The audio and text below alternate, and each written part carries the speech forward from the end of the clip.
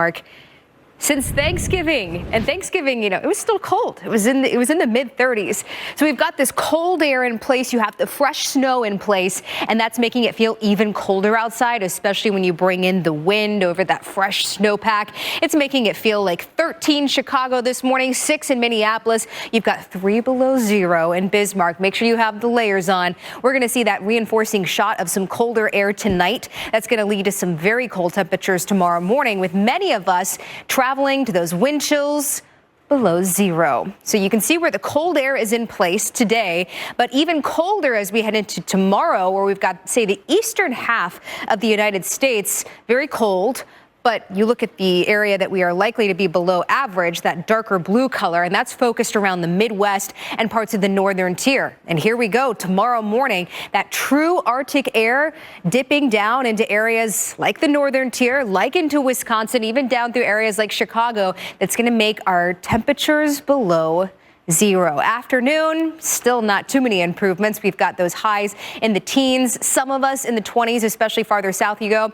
Minneapolis, though, this is going to be a wake-up call, a winter wake-up call, because we absolutely see this in Minneapolis. But this is, kind of your first taste of these all-day below zero wind chills. You wake up in the morning, it's almost 20 below zero. You get into the afternoon. Now we're getting close to zero, but we don't quite make it there. This is Thursday, and then into the weekend, we see the reinforcing cold air. This is not going to be one of those big cold blasts that we see, 30, 40, 50 below zero for day in and day out. But still, Jordan, we're pretty early in the winter time to be seeing this.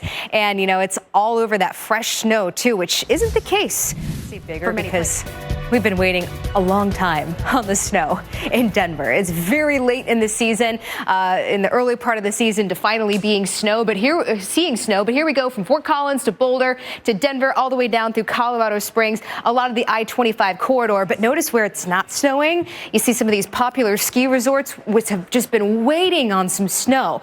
Please, can we get some snow? It's not snowing there this morning, but it is causing some problems. We've got road temperatures that are either at freezing or just below freezing, a couple of degrees below freezing. So could we see some more problems stack up as the morning goes on? Absolutely. And one of those spots is the airport, where we are running a ground delay right now at about 30 minutes. The visibility with the active snow that's falling, fairly light at the moment, but the visibility down to about a mile. The wind isn't too bad. It's only about 7 to 10 miles per hour this morning. So at least that's helping keep things in check a little bit. That's the only airport that we're seeing issues at the moment. But as we get deeper into the afternoon and the evening time frame, anywhere from Kansas City down through Houston for thunderstorms, up through Minneapolis, where we have not only the snow on the ground, but we have some very cold temperatures in play too. The East Coast looking good as we go throughout the day.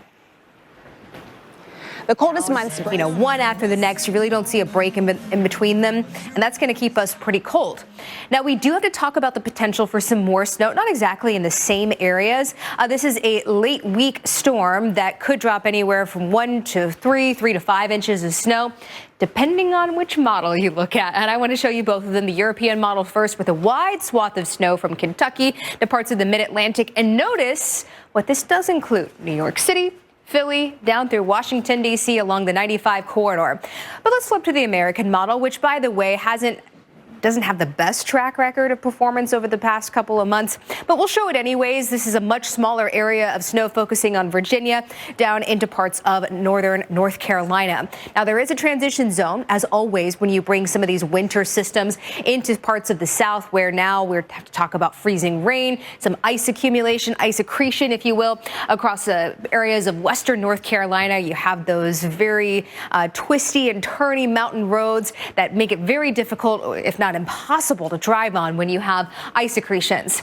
We've got the colder air that's in place across, say, the mid-Atlantic. You have the moisture that's being drawn up not only from the Gulf, but you also have moisture that's being drawn in from the Atlantic, and that's going to bring us widespread rain across the southern tier. But then you have the transition zone of the freezing rain snow mix, and then you have all snow just to the north of that. And that's what it looks like, where you have all of this green. It's a cold rain too. It's not quite cold enough to support winter weather, but it's going to be a cold, uncomfortable rain.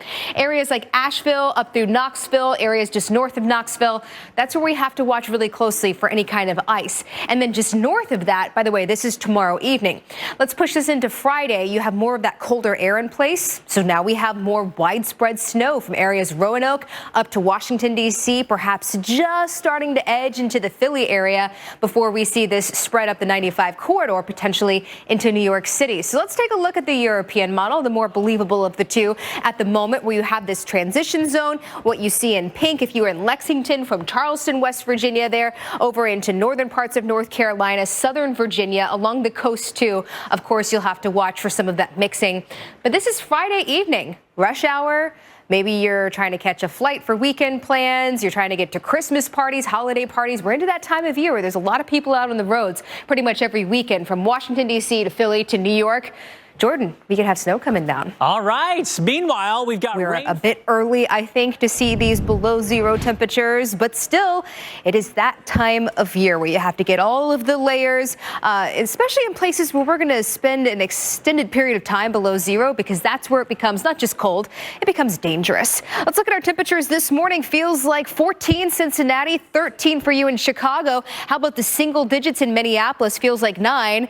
But Bismarck, yeah, you already have those below zero temperatures as far as the wind chill, what it feels like. And that's really the more important number this time of year. Today, our high temperatures, best we can do, 10. In Bismarck, a lot of the northern tier single digit highs. Chicago, we haven't been above freezing since Thanksgiving, and even then it was only 34 degrees. It's been a very cold stretch.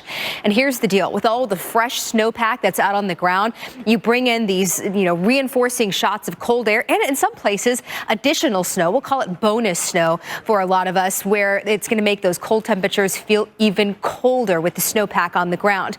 Arctic air temperatures below zero spilling in there from Bismarck to International Falls, the icebox of the nation. It has that name for a reason, and we're likely going to get into that reason here in the next couple of weeks. Madison all the way down through Des Moines. Again, fresh snow is going to make it feel very different outside, with those highs anywhere from 10 to 25 degrees below average. So absolutely, in wintertime, we see these temperatures, we see these wind chills. It's just a few weeks ahead of schedule. Take Minneapolis, for example, where the entire day tomorrow, our wind chills do not get above zero. And same deal as we head into the weekend. This is not going to be, big prolonged blast of snow where we've got 30, 40, 50 below zero across the northern tier for multiple days. But, Thursday, there you go. Minneapolis starting off nearly 20 below zero. Marquette 7 below zero.